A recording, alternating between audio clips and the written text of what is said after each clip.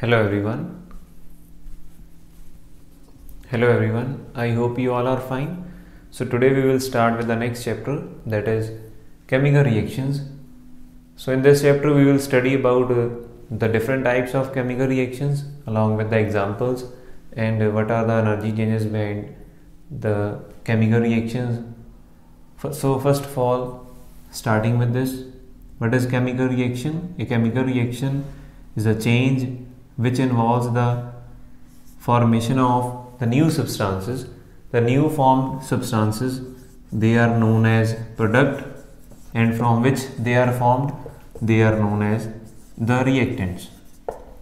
Now reactants and products, their state may change or they may remain same, but the chemical composition that is different of both the reactants as well as the product. So overall we can say a chemical reaction or a chemical change is that change or that process which involves the formation of new substances, and those new substances formed, they have different chemical composition. Their state may or may not alter. That depend upon reaction to reaction, chemical process, it may vary. So now when chemical reaction occurs, there must be some energy change. Either sometimes energy is required or in some cases energy is given out. So basically we have two different types of reactions based on the energy factor. So first one, they are known as exothermic reactions, and the second one, they are known as endothermic reactions. Now exo and endo both involve the energy, but in exothermic reactions or in the exothermic changes, what is there? Generally the heat is given out. Heat is given out or heat is produced, we can say. And in the endothermic, heat is taken in or heat is absorbed. Clear? Now why exothermic involves the evolution or production of heat and why the endothermic involves the absorption or consumption of heat? This is so because we know reactants, they involve the chemical bonds, products also involve the chemical bonds. So in some reactions, in some cases, what is there?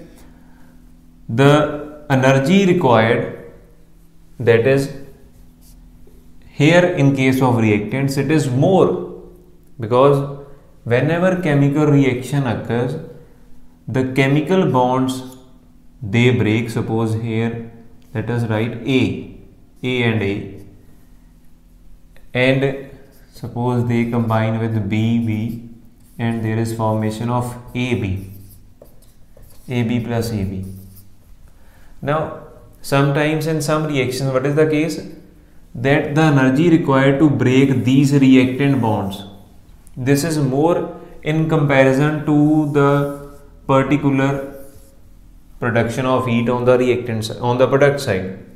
So if the amount of heat or amount of energy required in breaking this side it is more and that side the production is less, so naturally the reaction will be endothermic, means it will consume the heat, while if less energy is required to break them, so what is there? They easily break and there is formation of this one. So naturally when they break up easily, this process that involves the release of energy. Always remember, breakage involves expansion of energy and formation of bonds that involves the evolution of energy. So when breakage of bonds requires less energy and formation releases more energy, then that process is known as exothermic, and when breakage that involves the more energy, then that process is endothermic. Clear? So it varies from reaction to reaction. So based on the energy factors, we have different examples of exo and endothermic reactions. So first of all, we will start with the examples of endothermic reactions. So endothermic reactions, they are very quite common around us, like when we burn a piece of coal or a piece of wood, what is there? There is production of heat or production of light energy or production of heat energy. Like wood, it is a form of carbon. So when it is burned, so burning, you must remember, always takes place in the presence of oxygen. So there is formation of carbon dioxide along with heat is given. Similarly, when we burn LPG, that is liquefied petroleum gas, in our household works for cooking, then also what is formed? Then also carbon dioxide is formed along with water, and vapor is formed along with heat is given.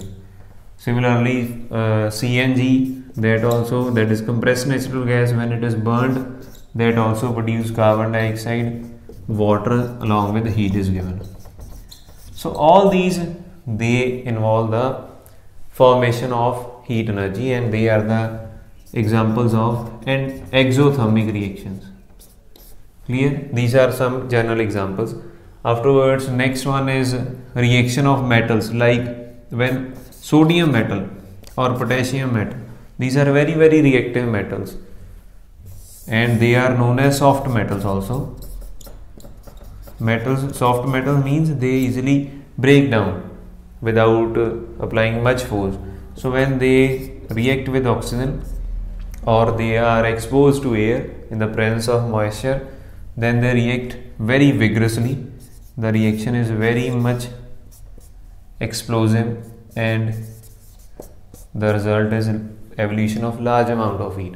So this one also, it is an example of particular exothermic reaction. After that, we have another example, like when we prepare lime water.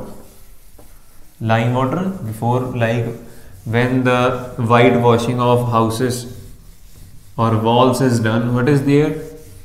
You might have seen that the painters, they generally add one white powder into water. So this is quicklime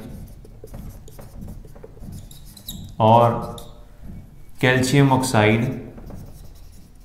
When calcium oxide it is added to water, there is formation of calcium hydroxide. Calcium hydroxide.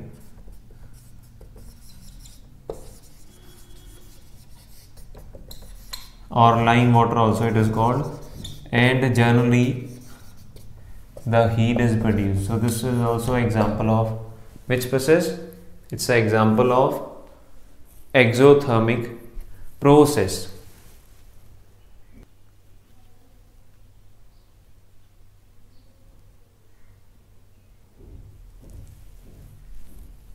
Similarly,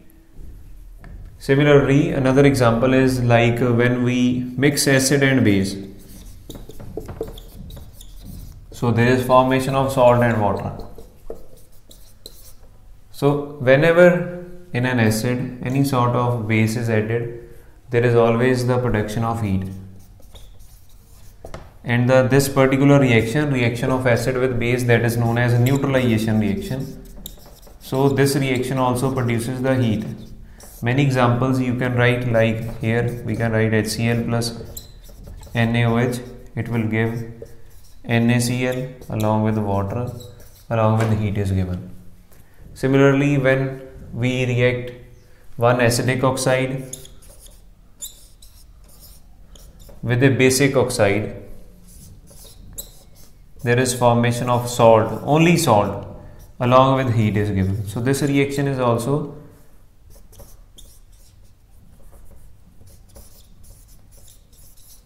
exothermic. So these are general reactions. One very important reaction which is very common, it occurs inside all the living organisms, that is respiration. So respiration, what is respiration? It is a process which involves the breakage of food, and the breakage leads to the formation of simple substances. Further, those simple substances are further degraded and energy is released. So respiration, generally what is done? glucose, the food is in the form of glucose. When it combines with the oxygen which we inhale, there is formation of carbon dioxide, along with water is there, along with heat is given. So that heat or energy, we can say, is used to carry out all our metabolic activities. So this reaction, that is respiration, that is also a example of exothermic part. Clear? So these are some general reactions. One more reaction is there, like rusting. These all are examples. You have to keep in mind, these all are examples. All these examples are given in your book. You have to read them very carefully and in detail from that part. Rusting, what is rusting? Rusting is a process in which the metal that get corroded, generally the iron. So iron, when it combines with moisture, so what is there? This formation of oxide layer on the iron, and that oxide layer, it is generally acidic in nature, and particularly it is exothermic. So all these are examples of this part, that is the exothermic part.